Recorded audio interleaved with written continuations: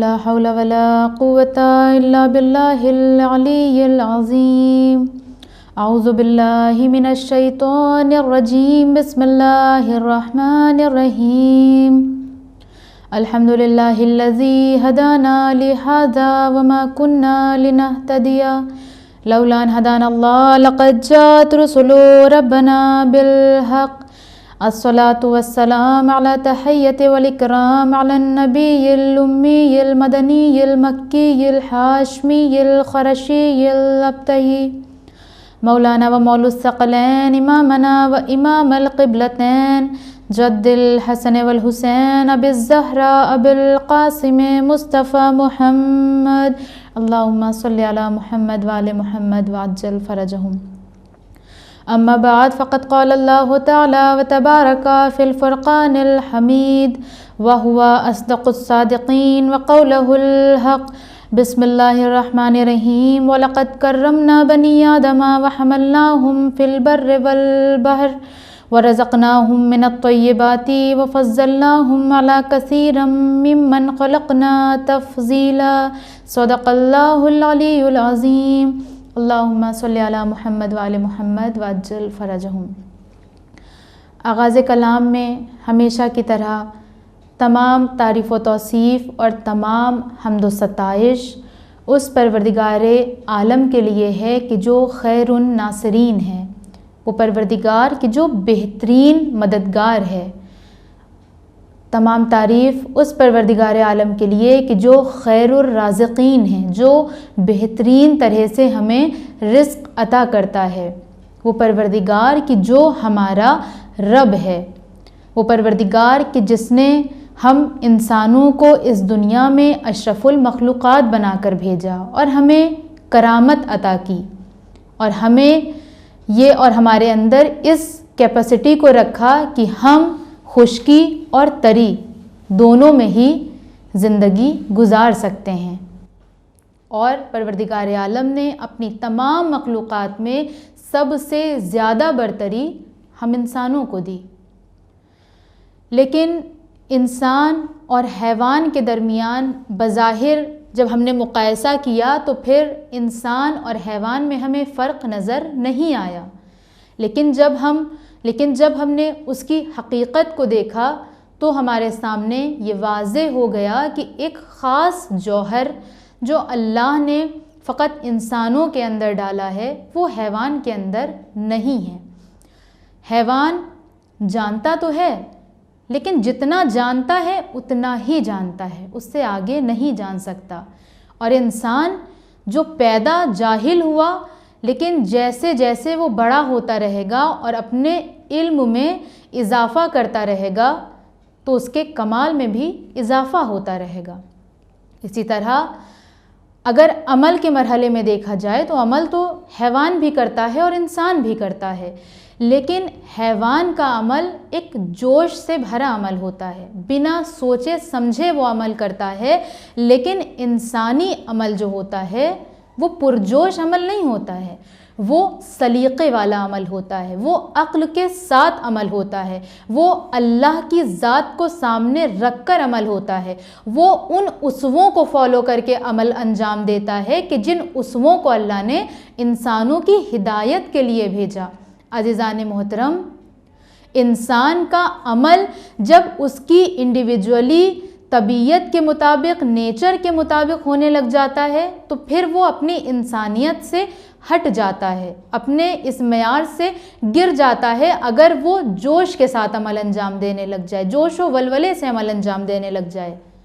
اس سے پہلے والی مجلس میں ہم نے رسول کے بارے میں ذکر کیا کہ رسول اللہ کی زندگی میں ہمیں فقط ایک چیز نہیں دکھائی دی کہ اگر رسول اللہ خاموش ہیں تو پھر آخری وقت تک وہ خاموش ہی ہیں، یا اگر وہ جنگ کر رہے ہیں تو بس پوری زندگی جنگ ہی کرتے رہے، اگر انہوں نے صلح کی تو بس پوری زندگی صلح کرتے رہے. نہیں، کبھی وہ ہمیں خاموش دکھائی دیے، کبھی وہ ہمیں جنگ کے میدان میں نظر آئے اور کبھی وہ ہمیں صلح کرتے ہوئے دکھائی دیے. کیونکہ رسول کا عمل جوش والا عمل نہیں تھا، کیونکہ اگر جوش و ولولے والا عمل ہوتا تو رسول کا عمل تو اسی دن صادر ہو جاتا کہ جب رحمت للعالمین کے اوپر غلاظتیں پھینکی گئیں. لیکن نہیں، بلکہ ان کا عمل خدائی عمل ہوتا ہے. یہ وہ کرتے ہیں کہ جو خدا چاہتا ہے، جس میں خدا کی مرضی ہوتی ہے، جو مشیت پروردگار ہوتا ہے. اور اگر ہم انسانوں کو بھی اپنی زندگی ویسی ہی بنانی ہے تو پھر ظاہر سی بات ہے ان اسووں کو فالو کرنا ہوگا. اور کربلا ہمارے لیے بہترین درسگاہ ہے. جیسا کہ میں نے پہلے بھی عرض کیا تھا کہ کربلا کو سمجھنے کے لیے ذات حسین کو سمجھنا پڑے گا، ذات حسین کو سمجھنے کے لیے ہمیں مولا کائنات کو سمجھنا پڑے گا، اور مولا کائنات کو سمجھنے کے لیے رحمت للعالمین کو سمجھنا پڑے گا. رسول اللہ کی زندگی کے کچھ پہلو میں نے آپ کے سامنے پیش کیے، اور آج کی مجلس میں اس کی زندگی کے کچھ پہلو آپ کے سامنے پیش کروں گی کہ جس کے لیے رسول نے فرمایا کہ من کنت مولا فہذا علی مولا، کہ جس کا میں مولا ہوں اس کا یہ علی مولا ہے. یعنی جس طرح ہمیں رسول کو فالو کرنا ہے، سملرلی ہمیں مولا کائنات کو بھی فالو کرنا ہے. جس طرح ہمیں درس کو رسول اللہ کی زندگی سے لینا ہے، اسی طرح ہم امام علی کو بھی اپنا رول ماڈل بنا کر ان درسوں کو حاصل کر سکتے ہیں جس کی ہمیں ضرورت ہے. عزیزان محترم، امام علی علیہ السلام کی زندگی کو اگر میں ایک لفظ میں بیان کروں تو اس طرح سے بیان کیا جا سکتا ہے کہ اتنی بڑی خلافت ہونے کے باوجود بھی آپ نے سادہ زندگی گزاری کہ جس کی کوئی مثال ہی نہیں ملتی کہ کوئی وقت کا خلیفہ ہو کر ایسی سادہ ترین زندگی گزار سکتا ہے کہ آپ کے لباس میں پیوند لگے ہوتے تھے، آپ جو کی روٹیاں کھاتے تھے. یہ وہ وقت کے خلیفہ تھے کہ آپ کے ہاتھ میں اتنی بڑی اسلامی حکومت تھی، لیکن اس کے باوجود آپ زندگی بھر ایک گھر کا انتظام نہ کر سکے اور ایک عاریت کے گھر پہ آپ رہیں. آپ سوچیں، علی کی ذات وہ ذات ہے کہ جس نے مادیات کو کبھی برتری نہیں دی بلکہ ہمیشہ معنویات کو فالو کیا، ہمیشہ اس راہ پر چلے کہ جس پر چلنے کے لیے اللہ نے انہیں کہا تھا. اب جیسا ہم نے رسول کی زندگی کو انالائز کیا، اسی طرح آئیے ہم مولا کائنات کی زندگی کو بھی انالائز کریں تاکہ معراج انسانیت تک ہم بھی پہنچ سکیں. امام علی علیہ السلام کی زندگی میں جب رسول اللہ رسالت پر مبعوث ہوئے اس وقت آپ کی عمر 10 برس تھی، لیکن آپ رسول کے شانہ بشانہ قدم با قدم رسول کے ساتھ رہتے تھے. بلکہ خود مولا کائنات نہج البلاغہ کے خطبے نمبر 190 میں یہ فرماتے ہیں کہ میں رسول کے پیچھے اس طرح سے رہتا تھا جیسے ناقے کا بچہ ناقے کے پیچھے پیچھے رہتا ہے، اور میں رسالت کی خوشبو سونگھتا تھا، نبوت کے نور کو دیکھتا تھا. اب آپ سوچیں کہ مولا کائنات اور رسول اللہ کے درمیان کیسا رشتہ رہا ہوگا. ایک جو مربی کے رشتے سے محبت ہے دونوں کے درمیان وہ الگ، جو بھائی ہونے کی حیثیت سے محبت ہے وہ الگ، جو ایک گھر میں رہنے کی حیثیت سے محبت ہے وہ الگ، اس کے علاوہ جو ایک رسول ہونے کی حیثیت سے محبت ہے وہ الگ ہے. تو اگر امام علی چاہتے تو اپنی زندگی میں کسی بھی قسم کے عمل کو انجام دیتے جوش میں آ کر، لیکن ہمیں کہیں بھی غلط سے غلط، ضعیف سے ضعیف روایت نہیں ملتی کہ کبھی رسول نے آ کر مولا کائنات سے کہا ہو کہ علی یہ تم نے کیسا عمل انجام دے دیا، تمہیں ایسا نہیں کرنا چاہیے تھا. کبھی مولا کائنات نے اس قسم کا کوئی عمل انجام نہیں دیا.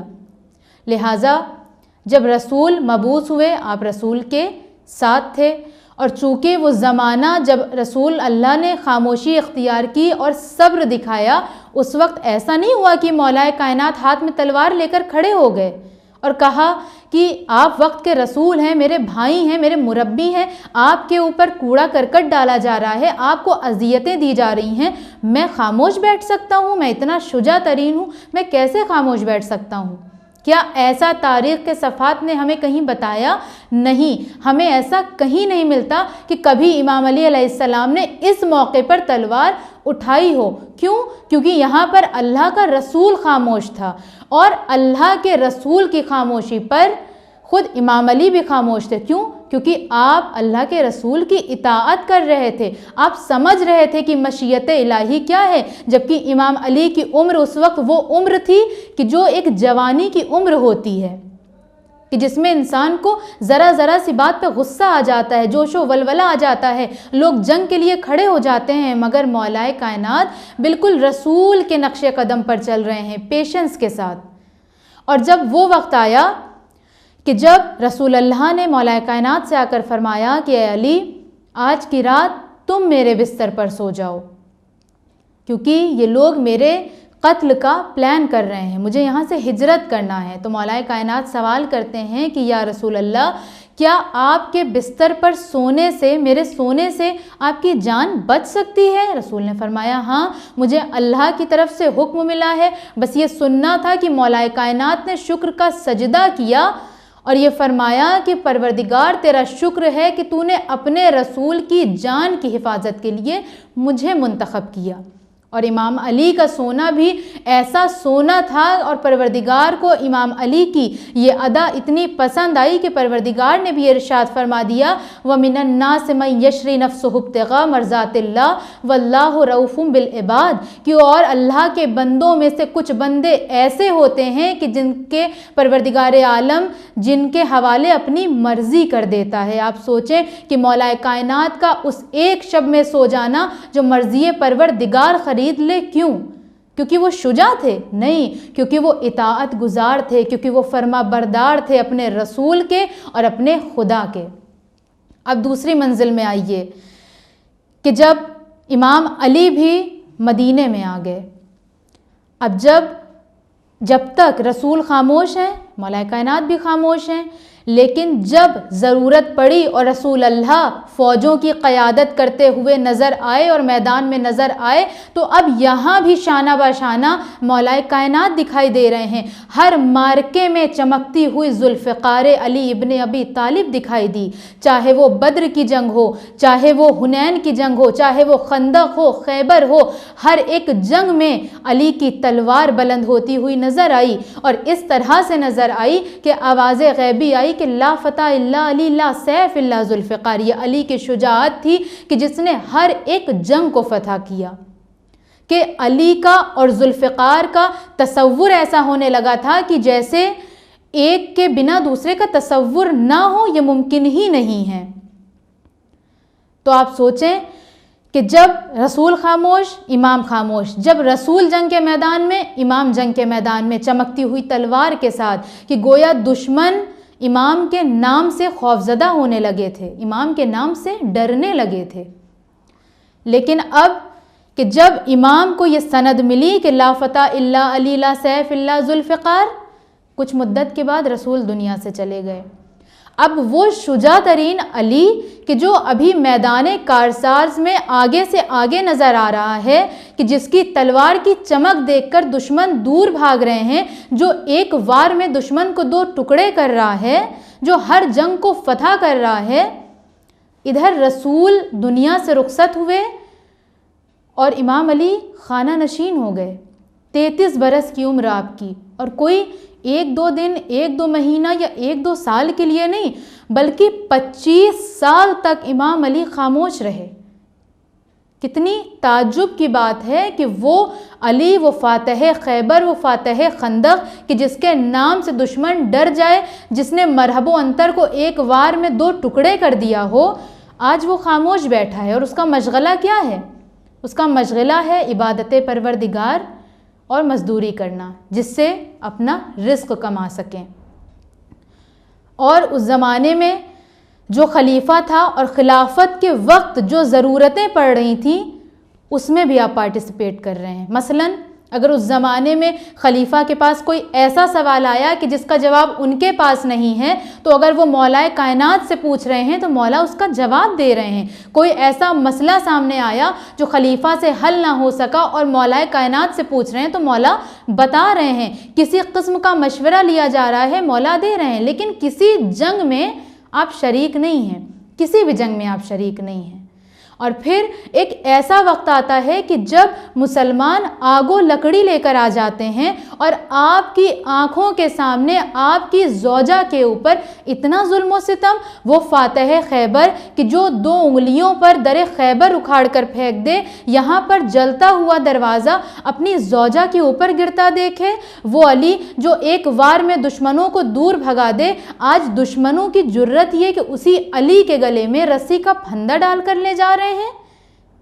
اور اب جب یہ 25 سال کی مدت گزرتی ہے، 25 سال کی مدت بہت لمبی ہوتی ہے، گویا لوگ سمجھ گئے کہ اب علی کے بازو میں وہ قوت نہیں رہی، گویا علی کے اندر اب وہ شجاعت نہیں رہی، اب ذوالفقار کو علی نے آرام دے دیا، اب علی کا مشغلہ فقط عبادت کرنا اور روزی روٹی کمانا ہے۔ 25 سال تک یہی آپ کا عمل تھا، لیکن جب 25 سال کے بعد مسلمان زبردستی آپ کے ہاتھ میں خلافت دیتے ہیں اور اصرار کرتے ہیں کہ اب آپ اس خلافت کو سنبھالیں، لیکن مولا کائنات بارہا منع کر رہے ہیں، لیکن مسلمانوں میں گریہ و زاری ہونے لگی، بے انتہا فورس کیا گیا، جس کے بعد مولا کائنات نے اس خلافت کو سنبھالا۔ اب آپ کی عمر کتنی ہے؟ اب آپ بڑھاپے کی طرف بڑھ گئے ہیں، جوانی کی پوری عمر آپ کی خاموشی کے حالت میں گزری کہ جسے دیکھ کر لوگ سمجھ گئے کہ اب علی کے بازو میں وہ قوت نہ رہی، لیکن جب 25 سال کے بعد اس علی نے دوبارہ خلافت کو سنبھالا تو اب وہ ذوالفقار جو 25 سال تک کسی کو دکھائی نہیں دی، اب وہ جمل میں پھر سے بلند ہو گئی، اب وہ صفین میں پھر سے دکھائی دینے لگی۔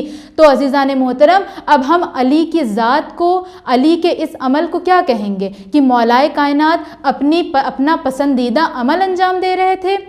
مولا کائنات عافیت پسند تھے یا جنگ پسند تھے؟ ہم کیا کہیں گے؟ نہ ہم مولا کائنات کو یہ کہہ سکتے ہیں کہ وہ عافیت پسند تھے اور نہ یہ کہہ سکتے ہیں کہ وہ جنگ پسند تھے، کیونکہ ان کا ہر عمل صرف اور صرف مرضی پروردگار کے مطابق ہوتا ہے۔ اگر پروردگار کہے گا کہ تلوار اٹھاؤ تو یہ تلوار اٹھائیں گے، اگر پروردگار کہے گا کہ تم قلم اٹھاؤ صلح کرو تو یہ صلح کریں گے، اور اگر پروردگار کہے گا کہ تم خانہ نشین ہو جاؤ تو یہ خانہ نشین ہو جائیں گے، اور اگر پروردگار انہیں پھر سے میدان جنگ میں آنے کی اجازت دے گا تو یہ پھر سے میدان جنگ میں دکھائی دیں گے۔ بس یہی معراج انسانیت ہے کہ جب انسان اپنی طبیعت کو چھوڑ کر فقط خداوند عالم کی رضا کے لیے عمل کرنے لگتا ہے تو پھر وہ اس بلند ترین درجے پر پہنچ جاتا ہے کہ جس کے لیے خدا یہ فرما دیتا ہے کہ اس شخص نے، اس بندے نے میری مرضی کو خرید لیا ہے۔ عزیزان محترم، آل محمد کا گھرانہ وہ ہے کہ جہاں سے ہمیں پروردگار عالم نے متصل کر دیا کہ جس کے بعد ہمیں کسی اور در کی نیڈ نہیں ہے۔ یہ ہمارے لیے رول ماڈل ہیں، اسوہ ہیں، ہمیں چاہیے کہ ان کو دیکھ کر ہم اپنی زندگی گزاریں۔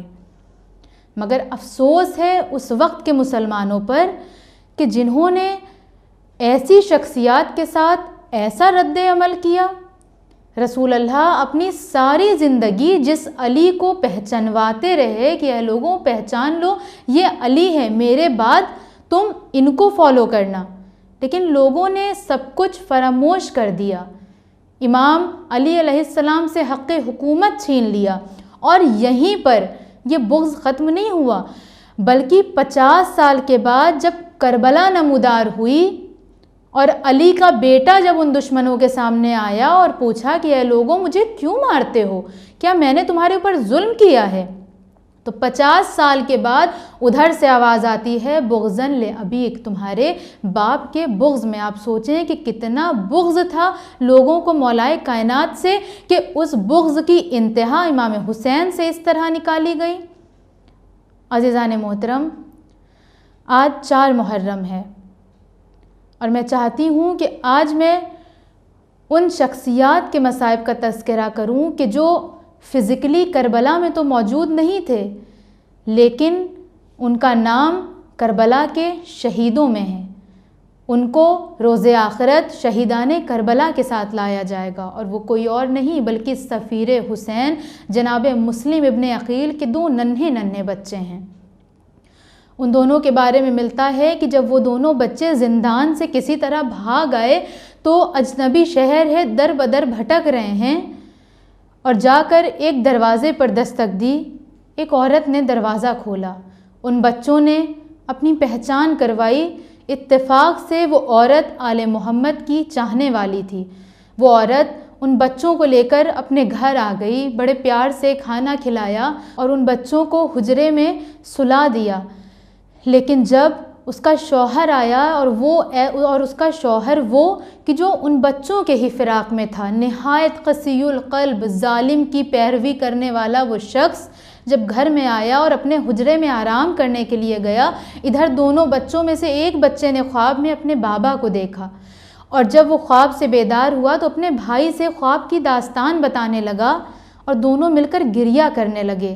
جب اس گریے کی آواز اس شخص کے کانوں تک پہنچی تو وہ سمجھ گیا کہ اس گھر میں میرے سوا بھی کوئی ہے۔ وہ فوراً ہی اس دوسرے حجرے میں آیا اور اس نے کیا دیکھا کہ دو ننھے ننھے بچے ایک دوسرے کی باہوں میں باہیں ڈال کر زار و قطار گریہ کر رہے ہیں۔ بس جیسے ہی اس نے ان دونوں بچوں کو دیکھا خوش ہو گیا اور کہنے لگا، ارے ان کو میں پورے شہر میں ڈھونڈ رہا ہوں اور یہ میرے ہی گھر میں چھپے ہیں۔ عزیزان محترم، تاریخ بتاتی ہے کہ اس شقی شخص نے زلفوں سے ان بچوں کو پکڑا اور کھینچتا ہوا باہر لے جانے لگا۔ اس کی زوجہ درمیان میں آ گئی، کہنے لگی، اے شخص کچھ تو خدا کا خوف کر، یہ آل محمد کے گھرانے کے بچے ہیں، ان کو چھوڑ دے۔ مگر عزیزان محترم، اس ظالم شخص نے ایک نہ سنی اور ان دونوں بچوں کو زلفوں سے گھسیٹتا ہوا دریا پر لے کر آیا۔ آپ اس کے قسی القلب ہونے کا اندازہ اس بات سے لگا سکتے ہیں کہ وہ بچوں کے ہاتھ پکڑ کر بھی تو لا سکتا تھا، لیکن وہ اتنا قسی القلب اور اتنا شقی اور ظالم تھا کہ اس نے بچوں کے ہاتھ نہیں پکڑے بلکہ بچوں کی زلفوں سے بچوں کو کھینچا اور دریا پر لے کر آیا۔ اس کے بعد دریا پر لانے کے بعد اس نے بچوں سے ان کی آخری خواہش معلوم کی تو دونوں نے نماز کی اجازت مانگی۔ جیسے ہی دونوں بچوں کی نمازیں تمام ہوئیں، عزاداروں، اس شخص نے چھوٹے بھائی کے سامنے بڑے بھائی کے سر کو کاٹ دیا اور اس کے جسم کو دریا میں پھینک دیا۔ لیکن تاریخ بتاتی ہے کہ بڑے بھائی کا جسم پانی کی سطح پر رکا ہوا تھا، گویا چھوٹے بھائی کا انتظار کر رہا تھا کہ اے بھائی، بابا نہیں ہے تو کیا ہوا، تم گھبرانا نہیں، میں تمہیں اکیلا نہیں چھوڑوں گا۔ اور جیسے ہی اس شخص نے چھوٹے بھائی کے سر کو قلم کیا اور اس کے جسم کو دریا میں پھینکا ہے تو وہ دونوں جسم پانی کی سطح کے اندر چلے گئے۔ کتنا غریب ہے وہ باپ کہ جس کی لاش کو گلیوں میں اس طرح سے پھرایا گیا، اور اس کے بچے کتنے بد نصیب کہ اس طرح سے بے کس و تنہائی اور یتیمی کے عالم میں مار دیے گئے۔ الا لعنت اللہ علی قوم الظالمین۔